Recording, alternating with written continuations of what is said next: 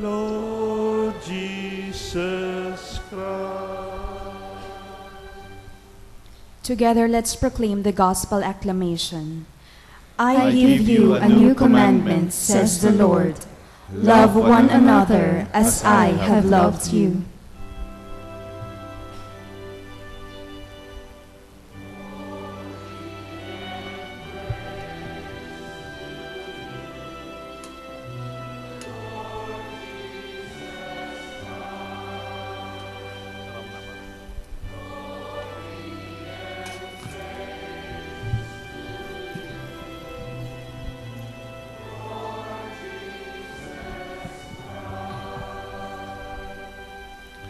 The Lord be with you. And with your spirit. A reading from the Holy Gospel according to St. John. Glory to you, O Lord.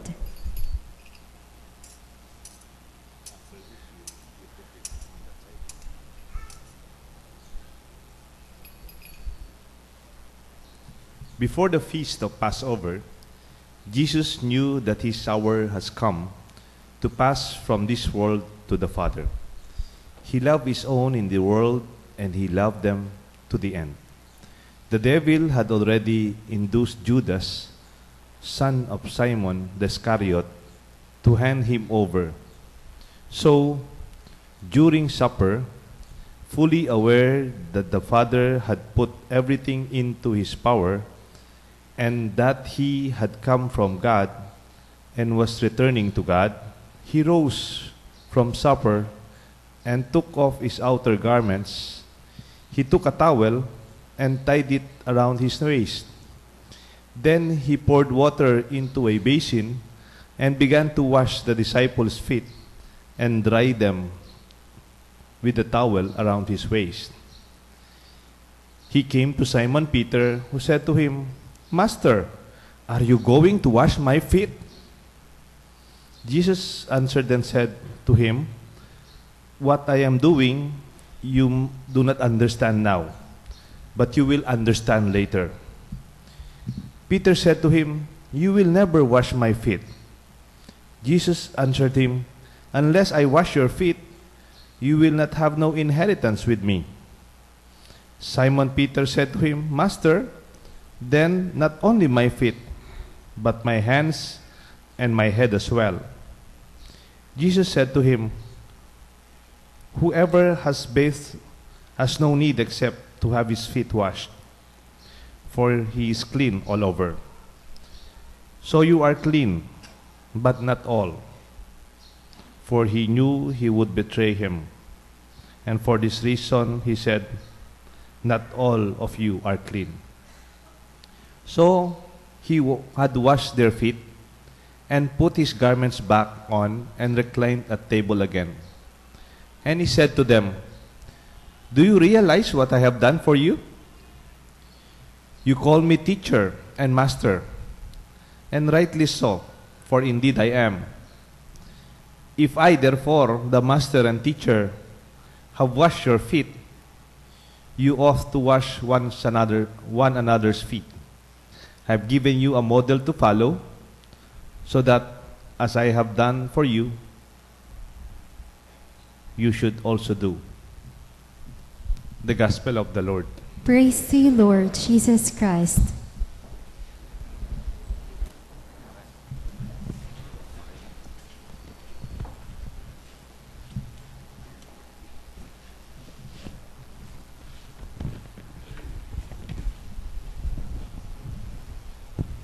In the name of the Father, the Son, and the Holy Spirit.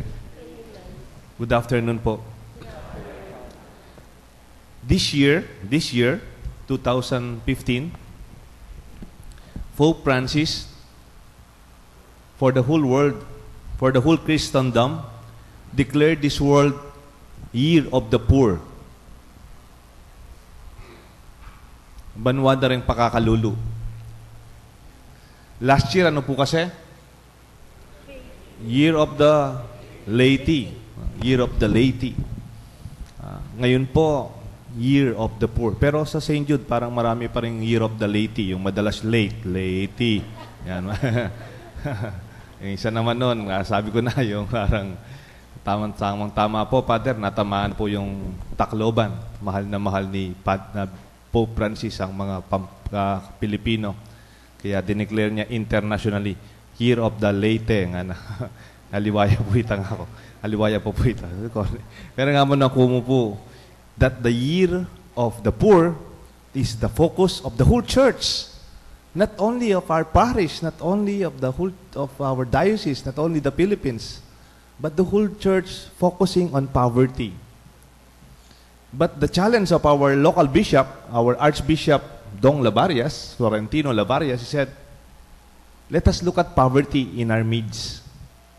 Sometimes we can generalize poverty and make it so universal, but we can also talk about poverty in our midst, in our own experience, in our community, in our own home. You know? Because there are different expressions of poverty. Mamaya po, I hope you stay. Pagkatapos po ng misa, bali tatlong ceremonies pong gagawin natin ngayon. Kanina meron na po yung Dakit Cordero from the house of Mr. and Mrs. Lito Baluyot from Phase 2. Dinala po dito ang ating Cordero, the Lamb of God. That is the beginning of our ceremonies with our group representative from the parish, ang apostles at saka yung AP, mga apostolado ng panalangin. And then doon po pinamerienda na kami. Sabi ko kasi mamaya last supper. So yung kanina last merienda naman. So prelude to last supper. And that is the first part. And then the second part is the Mass, the washing of the feet. The third part, we will prepare ourselves for adoration and benediction, the presence of the Lord in our midst. Through this monumento na ginawa po ng mga altar boys hanggang 3 o'clock in the morning. I hope you stay. And then, this morning, ginawa pa nila kasi may pinaayos pa ako ng konti. And after that, meron po tayong agape. Meron po tayong agape. We will have literal sharing of the bread, the wine, and the lamb. Talagang tupa. And I hope you will go there as families. We prepared for 1,500 persons. So, please stay. Kanina pa pong umagang nagpiprepare. So, Dakit Cordero, Misa, washing of the feet, the exposition of the Blessed Sacrament and adoration, and then on the side, before we go, we will have a simple ritual, agape, the breaking of the bread. Ang tema po ng ating celebration ngayon, because St. Jude is known for healing, our parish is known for the grace of healing our own illness. Marami po ditong nakikipagmisa pag Huwebes, lalo na yung novena kay St. Jude, and the Year of Poverty. Ang pinili po naming tema natin ay Ulwan, Inka Kaluluwan. Ulwan, Inka Kaluluwan. Can we repeat that? Ulwan, Inka Kaluluwan. Yeah. I don't know, maybe in English it's healing our sense of poverty. But that healing of poverty may be expressed in different ways. We experience poverty not only economically, but in Matthew chapter 5 and 3, in the Beatitudes, na naging recollection po kahapon by Michael Lapid. Nag-recollection po yung parokya kahapon before the confessions ni Napong Seto, mga 7 na pare nagpa-confessal kagabi. Yung pong naging tema, spiritual poverty. Sabi po sa Matthew 5:3, Blessed are the poor in spirit. Ano po yung poor in spirit? Spiritual poverty. Spiritual poverty is our experience of the total dependence on God. That is spiritual poverty. Pwedeng mahirap ka, but you never feel that you are dependent on God, then mahirap ka lang. You can have You can have a big house. You can have a big business. But at the end of the day, after doing your best, manyaman ka, matutod, like Saint Joseph, the sleeping Joseph. Sabihan mo, gawa ko ng agyo ko. Then you sleep well in peace. Yan ang balay nga pong Ginoo. That is total dependence of God. When there is poverty before God, after doing my best, gawa ta ng agyo tamo. Eta nesisisya ng aliwapa. Let us not even blame ourselves. Nung ating problemang beyond us, ating masakit kaya katamo, gawa mo yung agyo mo kaya pamagaral, gawa mo yung agyo mo kaya kabiyayan. And then, some things are beyond us. Itas may gamat mo, ginuwi ka ng bala, then that is spiritual poverty.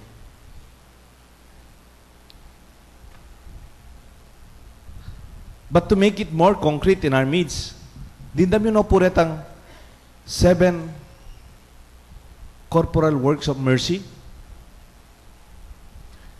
These are very traditional Catholic expression of poverty. But they are concrete expressions of poverty. These are also biblical. In Matthew 25, they were talking about, when I was hungry and you fed me. This is also, when I was thirsty, you gave me drink.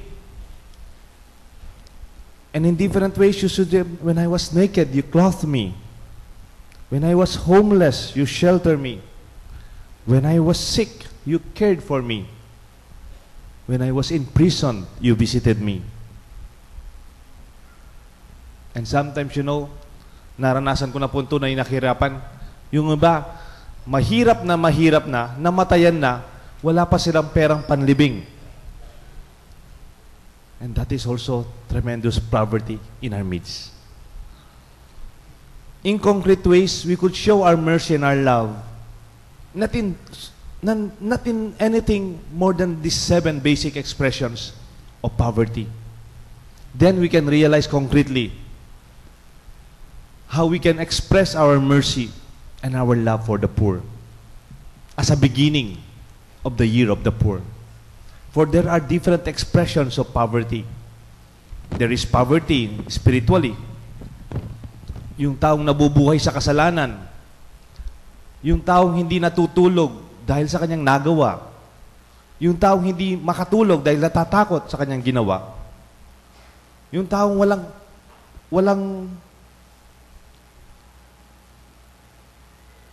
wala pong sense of peace sa kalooban dahil hindi magandang relasyon sa ibang tao. This is not material poverty. Sometimes this has something to do with our spiritual poverty. And that is something that we also have to look into as a church. Ulwan in kakaluluwan. To reach out to those who are poor in our midst in different ways. Sabi po ni Mother Teresa, other great expressions of poverty are loneliness and depression. May I repeat? Another expression of poverty is loneliness and depression. In one way or another, sometimes you go through a lot of depressing experience, painful problems. When you are alone and when you have nobody to journey with you, to cry with you, to be with you, that is also poverty. I hope our community here at St. Jude will relieve that. When you realize you are never alone. You are not alone, not only in your good times, most importantly, in these lonely and depressing times. Because that is also poverty. Kaluluwan dapat tamong uluwan. Other than these are concrete expressions of God's mercy and our concrete ways of helping. Alam niyo po, sa simbahan, meron tayong 3 malaking ministries, main ministries. Ministry of Formation, yung pag-aaral. Ministry of Formation, yung catechesis. Ministry of Formation, yung mga seminar natin. Ministry of Formation, yung mga First Friday formations and seminars natin. My homilies, kind of formation, teachings of our faith. That is one ministry. Meron pong ikalawang malaking ministry. Matrabaho din po ito. Ministry of liturgy. Liturgy, itong misa natin, our expressions of prayer. Yung ating misa, ang ating mga novena, our acts of holiness and pious expressions, these are liturgical. Yung ating mga prayers, ating mga sacraments, these are liturgical in nature. Ministry on formation and ministry on liturgy. God as priest, God as a prophet, and then God as a king. Ano yung pong God as a king? As a king servant, as a leader servant. Ang tawag po natin dun sa katlong ministry, ministry on service. Yung service po, hindi lang po yung pag may prosesyon, nagta-traffic, o pag marumi, naglilinis, o pag may repair, nire-repair. Actually, meron tayong committee in charge of that, yung executive committee. Pero ang ministry on service, it is particularly on the love of Jesus for the poor. Ministry on service, ulwan ing kakaluluan. And I invite you, if you want to express your support and charity, let this be focused on the 7 corporal works of mercy. That from this day, we will be opening later this place of our altar, and we will see primarily the exposition of the Blessed Sacrament for our worship until midnight. You can also go to other churches, of course, sa Bisita Iglesia. But more than that, that we experience the Lord more so, concretely, in those who are hungry. We worship the Lord in His presence in the Eucharist, in the bread. But let's also experience the Lord in the presence of the poor. When I was hungry, you fed me. When I was thirsty, you gave me drink. When I was naked, you gave me something to wear. When I was sick, you visited me. In fact, I asked the pastoral council to develop one new ministry and apostolate in our parish. Ministry for the sick and the dying and for their family. Nag-volunteer na po si Mr. Mar Salamat to organize it and to have more members. Kung gusto po mag-member dito sa bagong organisasyon namin, it is a ministry, an apostolate for the sick and those who are dying. That we will accompany the family. Pag may nagkasakit sa kanila, we will not abandon you. We will journey with you. We are your family for better and even for the worst times. And this is the presence of the Lord in our midst. And we serve the Lord in one another. That's why mamaya po, as we worship the Lord before the Blessed Sacrament, we also see the Lord in the humble, hungry, in the dying, the sick, those who are in prison, the naked, and those who are thirsty and homeless. Mayroon pong expression si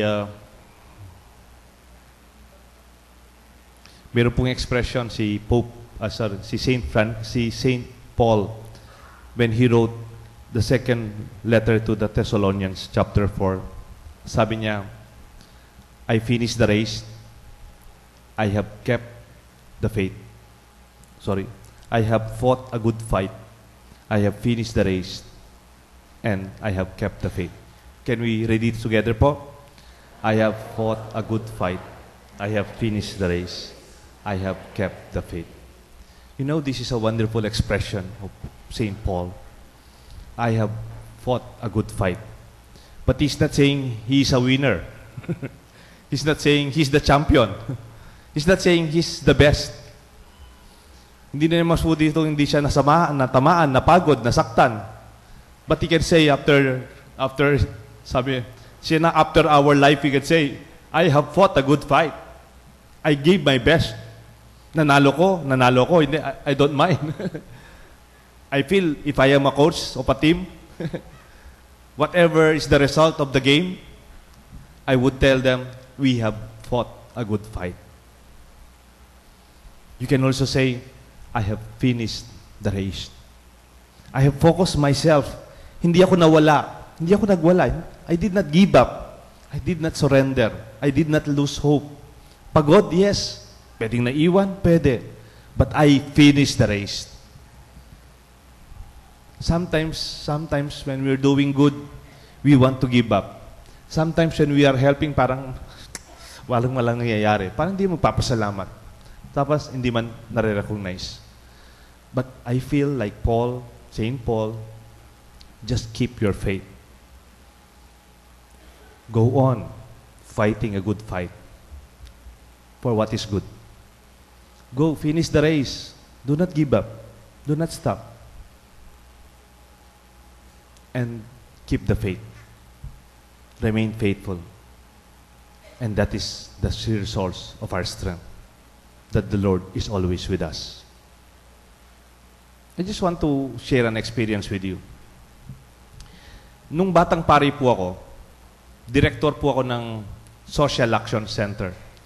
Ito po ay isang archdiocesan office for the Ministry of Service.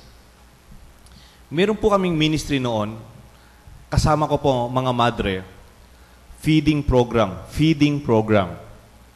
Ang tawag namin, soup kitchen. Ito po ay ginagawa namin sa Chancery. Lahat po ng mga nagpapalimos sa palengke, iniipon namin doon. Alam niyo po, pag bumibili kayo sa Mercury Dogs o sa palengke, di ba, kung minsan may batang kumakalabit sa inyo, o kaya sa katedral, pagkatapos yung nagsimba, may sumasalubong. Yung mga batang yun, iniipon po namin when I was a young priest. And then, dinadala namin sa Chancery. Tapos, mayroon kaming soup kitchen. Pinapakain namin yung mga bata. Kung minsan, binibiro pa nga yung mga social workers namin, yung mga mother. But puro soup kitchen naman, wala bang ulam dyan? Sabi ko na. Pero it's a complete meal. And then minsan po, meron po kami ginawang mas focused program for feeding. It's on malnourished children. Yung malnourishment, talagang may measure po siya. Dapat pag 8 years old ka, dapat yung edad mo 8 years old, dapat yung bigat mo ganito, kung ganito yung height mo, dapat ganito yung ano mo. Kung malnourished ka, we will focus. Papakainin ka namin, monitor namin yung health mo, monitor namin yung weight mo, hanggang makabawi ka. Kasi paano matututo yung bata kung walang laman ng sikmura? Paano magkakaraman ng laman yung utak? So, yun po yung program. So, we focus on 8 years old until 12. Yan. Focus feeding program for the malnourished. Malnourished yung, kunyari, dapat ganito yung weight mo, tapos underweight ka. Hindi dahil nagdidieta ka, talagang kulang kinakain mo. So yan, bugbog namin, binubugbog namin yan. Siyempre, ako po yung director ng program. Pinapakain namin yung mga bata, 8 to 12. Yan. Siyempre, medyo parang supervisor po ako doon. Medyo sino-supervise ko. Kaya, miron-miron ko mo po, bala mo, intindihan ko.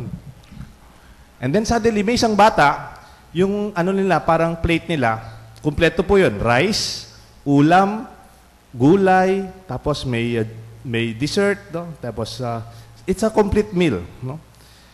So tapos pupunta sila sa mga lamesa, yan. Yung isang bata, pagkakuha niya sa pagkain niya, lumabas siya.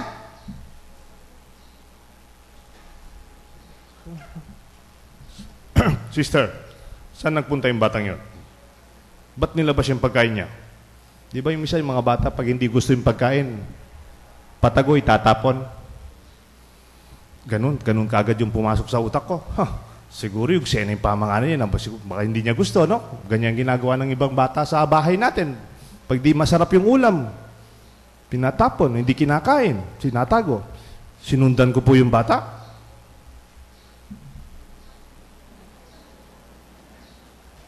Lumabas sa compound ng Chancery, doon sa may palasyo ng lugar doon, sa San Jose. Lumabas.